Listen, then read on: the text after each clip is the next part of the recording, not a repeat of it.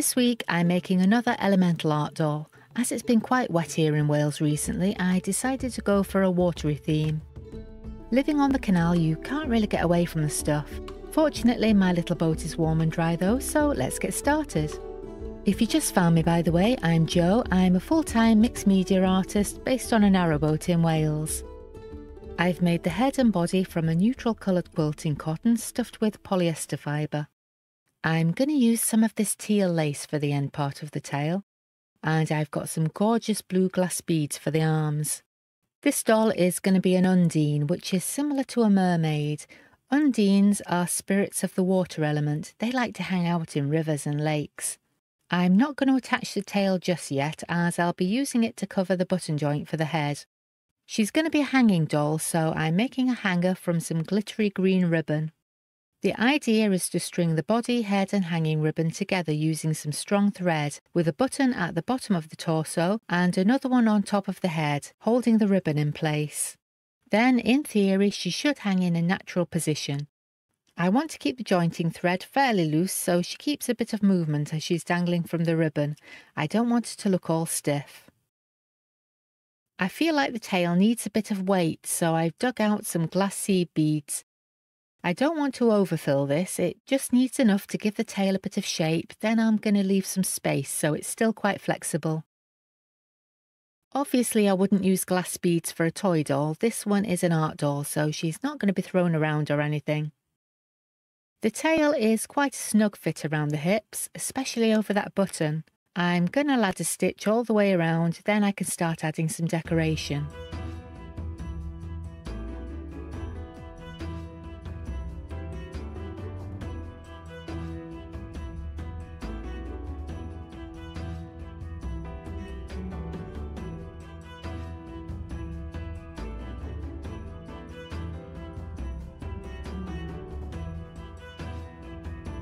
I haven't made any sort of pattern or plans for this bit. I'm just making it up as I go along.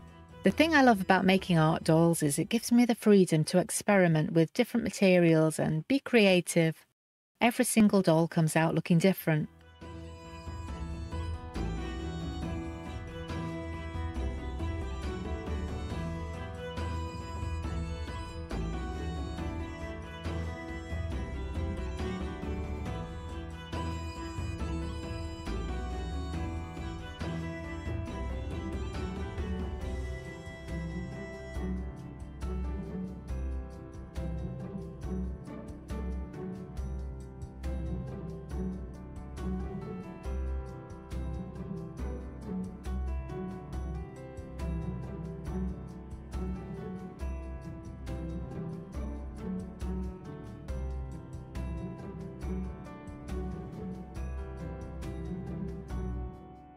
I used my die cutter to make these mulberry paper vines. I thought they could maybe hang around her neck like strands of pondweed. I think they're going to need sealing first though. I'm using Annie Howe's Glamour Seal, but you could use Mod Podge or any clear water-based sealer for this. It just gives the paper a subtle sheen and makes it a bit more robust. While those dry, I'm going to work on the face. I'm adding some blues and purples around the eye area. As usual, I'm using Derwent Chroma Flow. I'll build up a few coats of colour pencil, blending in between with the blending pencil. Links to some of the art materials and tools I use will be in the description. People keep asking me where I buy things like buttons and beads, but to be honest, I usually buy from small businesses on eBay or local craft shops. Listings come and go, so I often don't have links for them, unfortunately. eBay is a great place to find sellers local to you though. Often I find the blending pencil leaves a bit of a white mark on darker fabrics.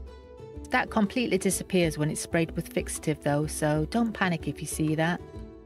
This will need a couple of coats of fixative to make it permanent, so while that dries, I'll bead the arms. If you're enjoying this video, by the way, please do hit the like button and let me know. You can also subscribe and hit the notification bell if you like, so you don't miss the next one. I wasn't sure where to put the knots for this thread, as there's no clothing to hide them. I was going to try and disguise them just below the arms, but then I remembered I'm actually going to be covering a lot of the chest area with paper vines. So I'm positioning the knots and stitches slightly to the front, then I'll just glue some leaves over them. First though, I want to finish the face. I've chosen some metal buttons for the eyes with the kind of antique finish. I've been battling with poor lighting today, so I didn't manage to film while I attached the button eyes. I always tend to use my magnifying lamp for the fine line detail though. I don't want to risk making mistakes on this bit.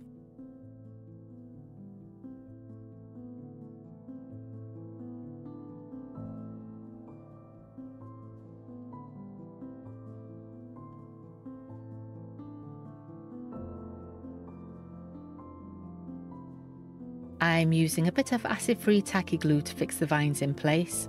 I've had to trim them down a little bit to fit the doll, but I think I can arrange them so they work around the shoulders and trail down over the torso.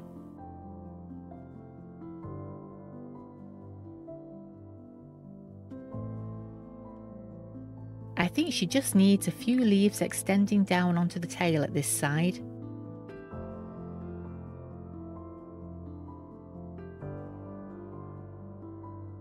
I'm being really careful not to get the paper stuck to my fingers. I don't want to tear it.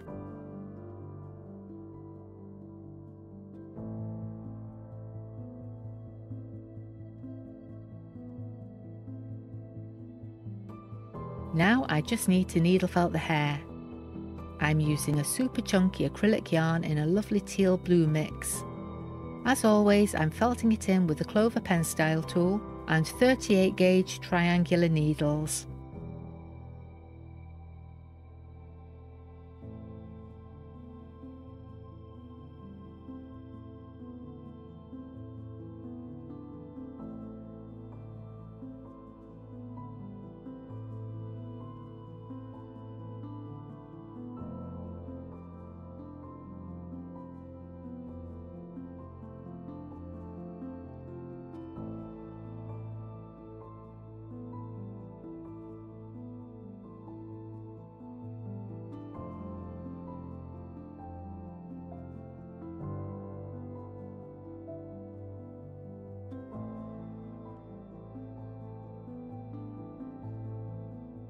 I found a cute little glass shell bead to finish off the hair. I've named this little one Lachlan. She's already found a home across the water, but if you've made it this far into the video and you'd like to see more like this, leave me a mermaid emoji in the comments. If you'd like to see how I made a doll to represent the air element, check out the video on screen now and I'll see you next time. Bye!